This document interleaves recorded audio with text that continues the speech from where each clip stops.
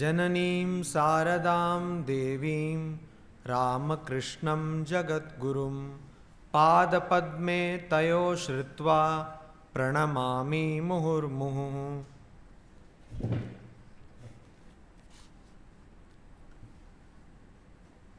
We'll try to meditate. So those of you who have been initiated in any kind of mantra or meditation can do that.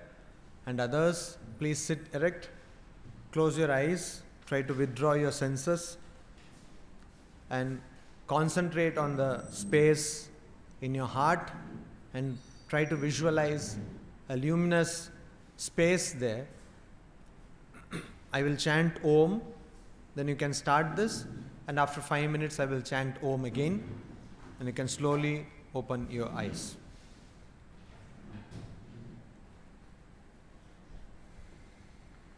The posture should be comfortable and at the same time erect.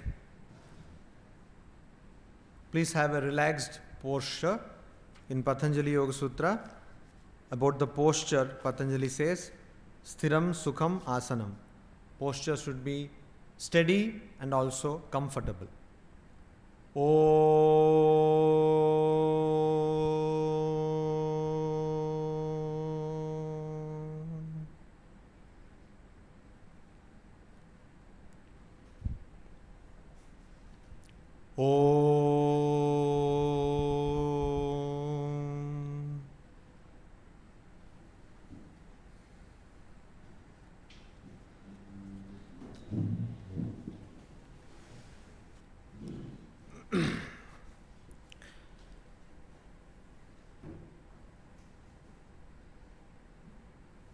Death with a difference. We were studying the Katha Upanishad.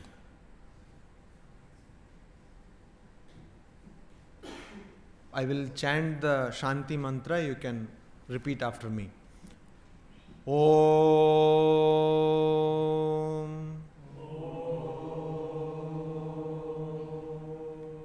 Sahana Vavatu Sahanau Bhunaktu Saha Viryam Karavavahai Tejasvinavadhitamastu Ma Vidvishavahai. Om Shanti Shanti Shanti. Today, before I go into the Upanishad proper, I have a few words to tell about this whole attempt at meditation, or a glimpse or a trailer of meditation which we kind of play here. What is meditation? Meditation is nothing but trying to silence your mind, also your body, and trying to bring some kind of stillness in your being. Now sometimes I don't close my eyes, so I open my eyes and see what is happening around. So different kinds of scenes are seen. Like some people are, quite understandable. You have a hectic day all day. But meditation needs preparation. It's not only those few moments of meditation which you devote either in the morning or in the evening, but also how you conduct yourself or what is the attitude you have in your day-to-day activities. That goes a long way in your meditative practice. In the non-dualistic kind of discipline of spiritual practice, there is this idea that everything is Brahman, or rather only Brahman is, nothing else exists. So then you try to intellectually convince yourself or hammer this thought on your mind again and again, repetitively, that whatever you are doing is just a fallout of ignorance.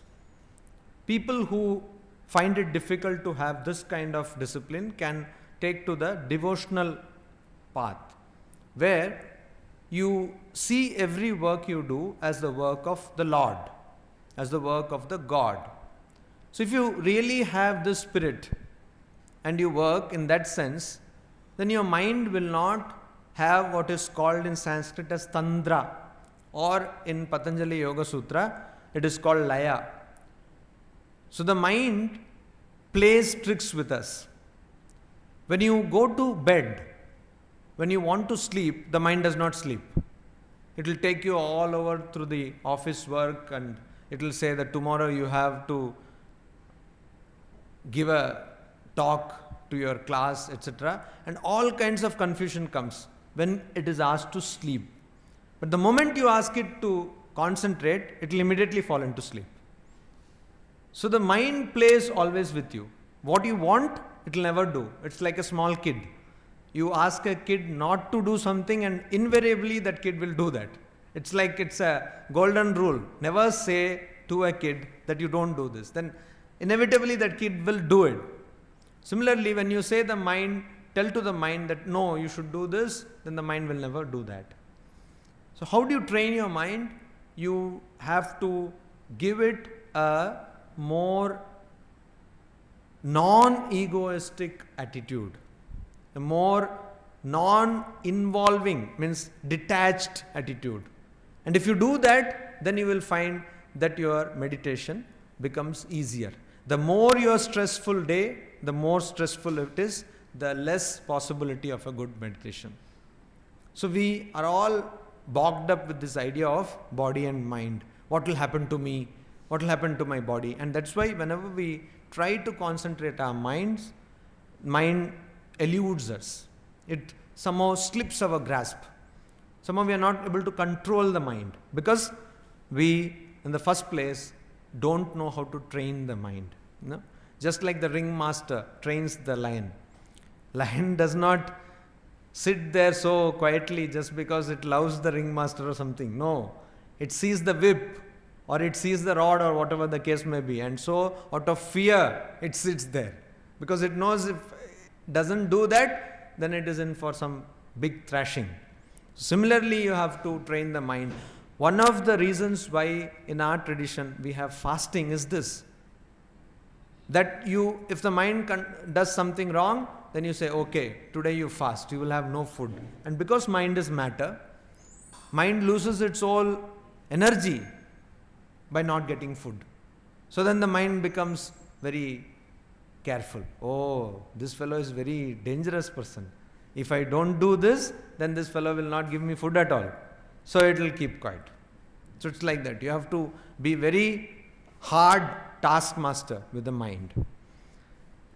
So why I am telling you this is because, and also don't try to concentrate. Some people sit like this and they're trying to concentrate something like today itself, Brahman should come and just, all the knowledge of Brahman should be there with you. Okay, no, that's a good optimistic approach, but it will take time. And Swamiji says in one place that should the gods fly and come through the air, come flying through the air just because you press the nose 3 times or something like that, blow your nose, etc. So these are all different kinds of methodologies we follow. The idea is to get away from the sense of ego and sense of doership. So you have to let go free of yourself and yet be careful. And also one thing you have to remember is body should be in a proper shape. That is why Patanjali Yoga Sutra gives a retinue or a regimen of controlling the body, etc. Hatha Yoga is many times a complement or a supplement to Patanjali's yoga, because Patanjali says, what is the benefit of having the body in proper shape? That you will lose body consciousness. So if you have a healthy body, you will not be conscious of the body. But if your body is sickly, you will be always, your mind will be drawn to your body. Always you will have pain in the back, pain in the stomach, pain in the head, and you will also give pain, endless pain to the other people. So that is why you should have this. So all this, and I have proper sleep. This is again a big, I have been telling many times here, that many big misconception that if I somehow don't sleep more, sleep less, I will be able to accomplish more. More and more research has shown that it is quite opposite. You sleep nicely, have your digestion nice, and you work only for 4 hours, you will accomplish much more than what other people do. So sleep is very much necessary, because your attention span increases. You see a thing and it gets registered in your mind. How many times we go on repeating the same information? We read over and over again the same thing. Why should it happen? Your memory should be just you read once and it is there. That's all. So that comes from a healthy mind, from a healthy body, and a very restful body, which has got enough sleep. So even if you want to see movies, watch movies, everything, but don't sacrifice on your sleep, because sleep can have, lack of sleep can have very serious repercussions. So all this about trying to do meditation. Meditating is only the result. A good meditation is only the result. You have to do a lot of preparation for that. And let us not compartmentalize our spiritual lives. Spiritual life is not from morning 4 to 5 or evening 6 to 7. It's an entire life which has to become spiritual. There will be nothing secular about your life, because you are the spirit. Why everything will be spiritual? Because you are the spirit, you are the Atman. You are not the body and the mind. Coming back to Katha Upanishad, I believe that you would have memorized. How many of you have even tried to memorize some mantras? One person has. So, God bless us and God bless India. In USA they say God bless us and God bless America. So, we will say Jai Mata Di. So, at least one person has tried. Please try, like this Anoraniyan, then Esha Sarveshu Bhuteshu, Paranchi Khani. All these mantras are all very popular mantras. At least some mantras, some 10, 15 mantras of the Katha Upanishad, Uttishtata, Jagrata, etc. Try to memorize. Because these things, how catchy these songs are. Once you hear, and it is as though impossible to drive away the song from your mind. It keeps on coming. Melody, that's the force of melody, which is used very much in advertisement. So similarly, why these mantras have been put in a meter, in a poetry form? Why? So that we can remember them, so that we can, they happen as a melody in our minds, and we somehow can retain them. Last class we saw Swapnantam Jagritantam Chobho Yenanupashyati Mahantam Vibhumatmanam Matva Dhirona Sochati. I was telling you about some kinds of practices which are followed in Advaita Vedanta, which is called Pancha Kosha Vichara, where you analyze the 5 layers of your personality, which are some sound bite, please.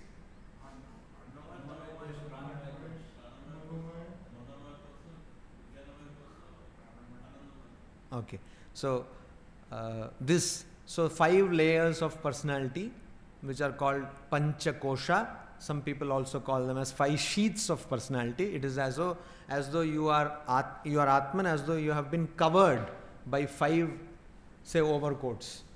This is Swami Vijnananandaji, who was Sri Ramakrishna's, one of the monastic disciples of Sri Ramakrishna. He used to wear so many coats. Even in hot summer, he used to wear. He had some idiosyncrasies. So this was one. And so people used to see that he is removing one and then the other, and then, so like that figuratively we have many overcoats. Have you ever read the famous short story called Overcoat? Thank you. Have you seen the film called Overcoat? Yeah. So Overcoat is by what is the person's name? Who wrote the Nikolai, what? The person's... how many of you have seen this film called... that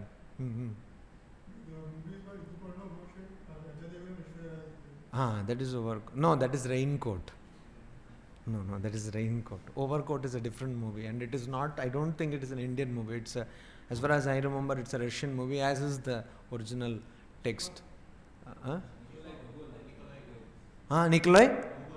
Gogol. The Gogol name was used in that namesake, by Jhumpa Lahiri,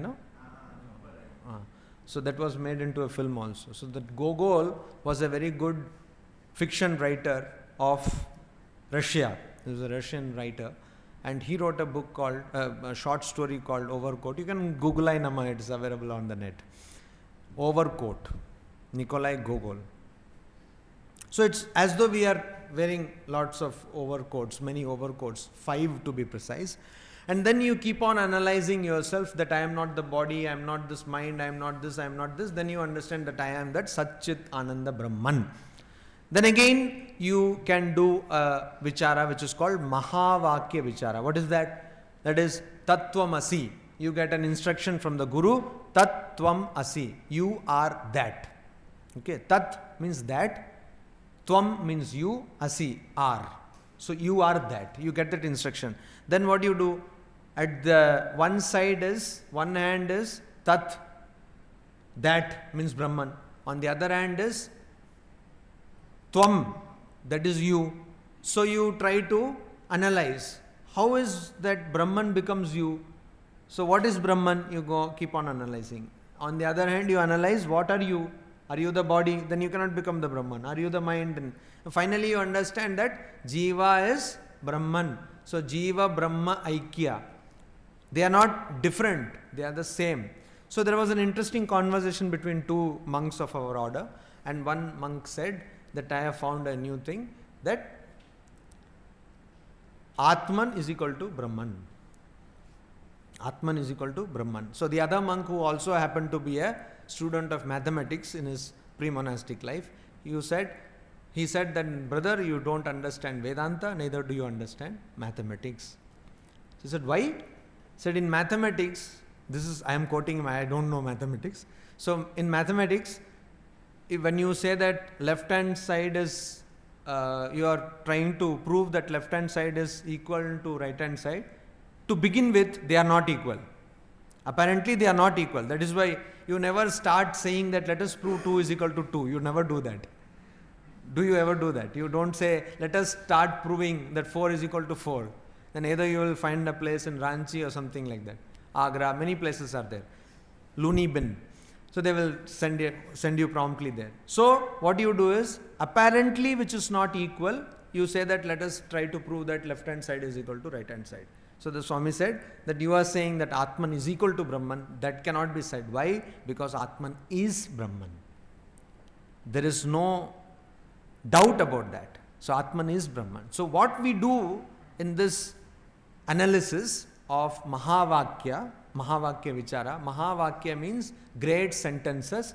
The whole Vedas are filled with such sentences, but representatively from each Veda, one sentence is taken. I am Atma Brahma, Aham Brahmasmi, Prajnanam Brahma, Tattvamasi, etc. And these are analyzed. How do you analyze? Tat Padartha Shodhana. Shodhana in Sanskrit means research or analysis. Tat Padartha means what is the Tat Pada. What is the analysis of the Pada or word Tat? Tvam Pada Shodhana. What is the analysis of the word Tvam? So you analyze both simultaneously, parallelly, and find that both are actually same. So somebody has a name called Rajesh, but in house they call Pappu. So suddenly somebody comes and says, Pappu ko bula do. So you don't know that this Pappu is Rajesh. So you start analyzing, who is this Pappu? Then you find out that yes, this is Rajesh. So it happens. Once when I was in Belur Math, we have a training center. Somebody gave me a document and said, you go give it to this Maharaj, using his pre-monastic name, and also that is kind of nickname.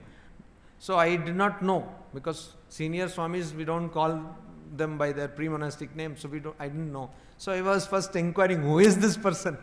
Later on it turned out that I was very much knowing him. He was in a very senior position there. But because I didn't know his pre-monastic name, first I had to find out I had to do some analysis of this pada, this word. Similarly, you do this analysis. Who is this Pappu? Not that Pappu can't dance or something, but you find who is this Pappu? Then you understand, oh, Pappu Rajesh hai. Similarly, when you know that this Atman is nothing but Brahman, because you analyze, you try to search. This is called Mahavakya Vichara. Panchakosha Viveka, Mahavakya Vichara, Panchakosha. Then there is Avasthatraya Viveka. Avasthatraya Viveka. In our day-to-day lives, we go through 3 states of consciousness: waking, sleeping, and sleeping is actually it has got 2 levels. One is deep sleep and another one is dreaming. So Jagrat, waking, Swapna, dreaming, and Sushupti. So you Avasthatraya Viveka, you analyze these 3 states, you find out what is what. So now there are so many things, things have become very complicated thanks to technology, thanks to you people. Things have become very complicated. How you can actually have, like our Professor Somnath is here, so he's a very bright professor, etc. We know that, everybody knows that. So what we do is, we want more people like him. So what he can do is, he can have a mind,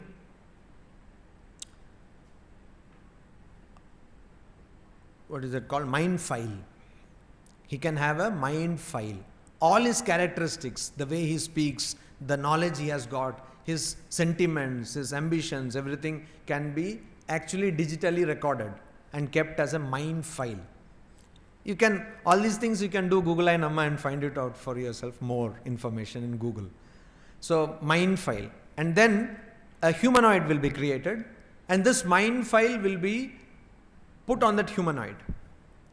And then you have, humanoid of course will be exactly same in appearance to Professor Somnath, and you will have a clone, a humanoid clone, not a biological clone, but a humanoid clone of Professor Somnath. This is very much in, already so many clones have been made and it is very much in practice now. So now what happens? You have a consciousness. Yes? You see, this clone will say that I am Professor Somnath. So you'll have problem. At the same time he will be taking, he will be giving lectures in 10 classrooms. So simultaneously. So you have this. So how do you know what is consciousness? Increasingly it is becoming increasingly difficult to say what is conscious. Unless you come to this common definition that spirit is that which is not matter, or consciousness is that which is not matter, it is becoming increasingly difficult to find out. So these things are in place, humanoid clones are in place, mind files are in place. There is an organization which has got more than 12,000 mind files. And this is the future. Now what they are telling us, forget about longevity in biological sense. We will have longevity by creating humanoid clones. So a person can live long in his humanoid avatar, not in the biological avatar. So these are happenings. These are the things which are going on. So because of technology, we are being forced to redefine or rethink what we actually mean by consciousness. So you have to analyze the consciousness states. And finally you have to understand Turiya is your real state. A state which is beyond all these 3 states of consciousness. So today we will go to the next mantra. You can repeat after me. Ya imam madhvadam veda atmanam jivamantikat ishanam bhuta bhavyasya na tato vijugupsate etad vaitat.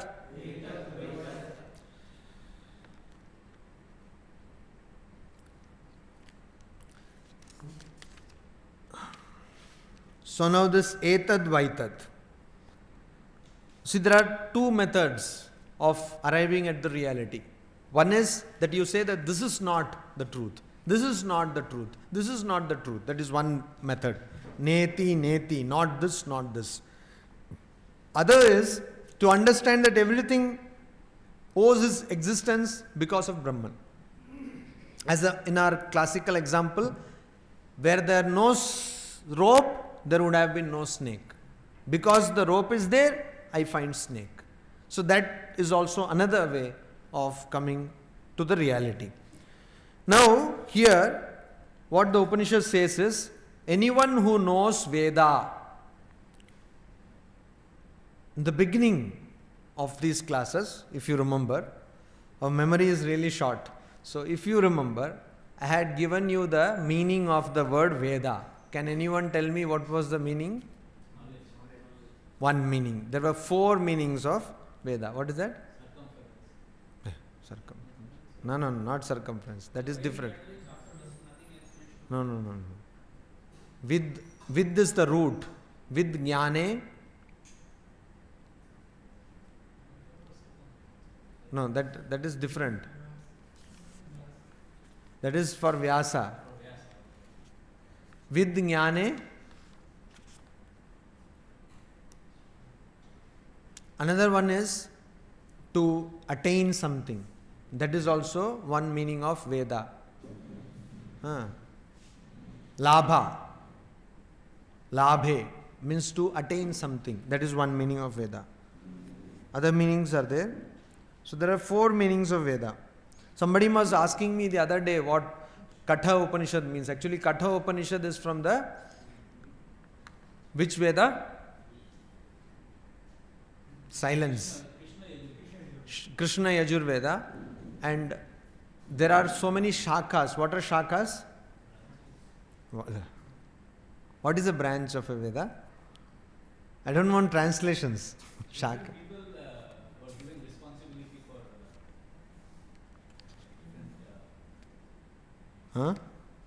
associated with different people. Branch comes, you see, 4 people were given the responsibility of 4 Vedas and they had numerous disciples. So in the earlier days, there was no computer. 1 GB, 2 GB was not there. So people used to Shruti Parampara. They used to recite it and by memory this used to go. So while reciting, somebody will say Om Sahana Vavatu.